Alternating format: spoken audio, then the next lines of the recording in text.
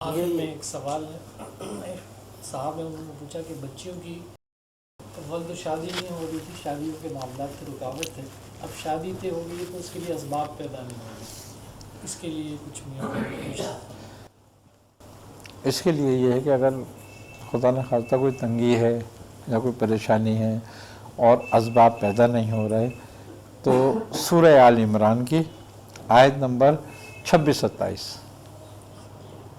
41 مرتبہ کسی بھی نماز کے بعد ایک رکھ لیں اور اس کو پڑھیں، آگے پیچھے 14 مرتبہ درود شریف اور اپنے مقصد کی دعا کریں تو اللہ تبارک و تعالی انشاءاللہ آسانی پیدا کر دے گا اس کے اندر بہت، اور سبب بنتے جائیں گے، کچھ نہ کچھ سبب ہو جائے گا پیدا۔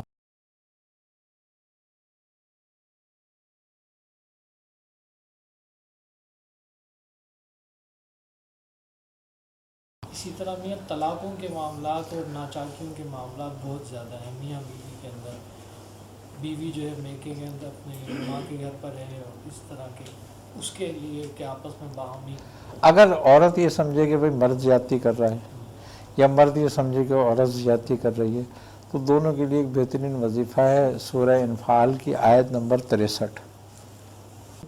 یہ بہترین آیت ہے آپس میں محبت پیدا کرنے کے لیے۔ اگر عورت سمجھتی ہے کہ مرد میرا زیادتی کر رہا ہے اس لیے مجھے طلاق لینی پڑ رہی ہے تو عورت پڑھے اس کو، تو انشاءاللہ تعالی مرد اس سے محبت کرے گا۔ آئی نہ سمجھ بات؟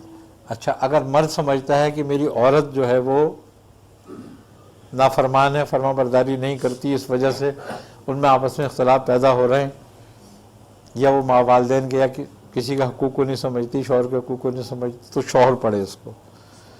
اور اگر والدین یہ سمجھتے ہیں کہ ہماری اولادیں ہمارے حق کو نہیں سمجھ رہی اور نافرمان ہو رہی ہیں تو والدین پڑھیں اس کو۔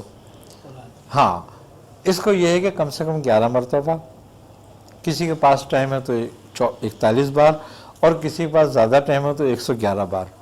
اگر اس کو پڑھتے ہیں تصور میں کر کے، اگر قریب نہیں ہے تو تصور میں دم کر دیں، اور اگر قریب ہیں تو چینی یا پانی پہ دم کر کے پلائیں ایک دوسرے کو، تو انشاءاللہ تعالیٰ اس سے میل محبت پیدا ہوگی، ایک دوسرے کے حقوق کو سمجھنے کی نوبت آئے گی، اور یہ گھر میں سے لڑائی جھگڑے یہ سب چیزیں ختم ہوں گی۔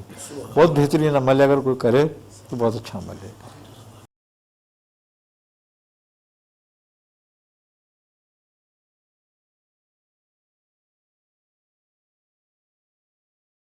بسم اللہ الرحمن الرحیم، اللہم صلی علی محمد وعلی آل محمد وبارک وسلم صلی علیہ یا الہ العالمین یا رب العالمین یا رحم الراحمین، اپنے حبیب صلی اللہ علیہ وسلم کے صدقہ طفیل میں ہماری دعاؤں کو اپنی بارگاہ میں قبول فرما۔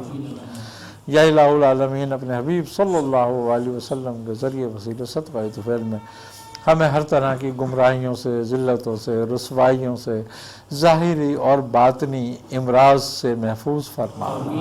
یا الہ العالمین، جو ہمارے اندر ظاہری اور باطنی امراض پیدا ہو گئے ہیں ان کو دفع فرما۔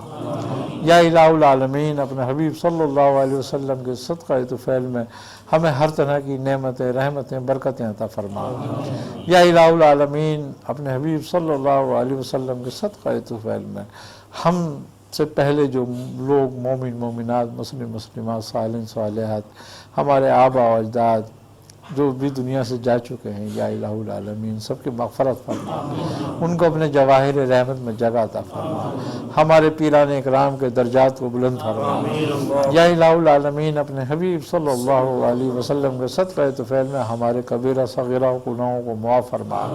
یا الہ العالمین، ہمارا مغفرت فرما، ہمارا خاتمہ بالخیر فرما۔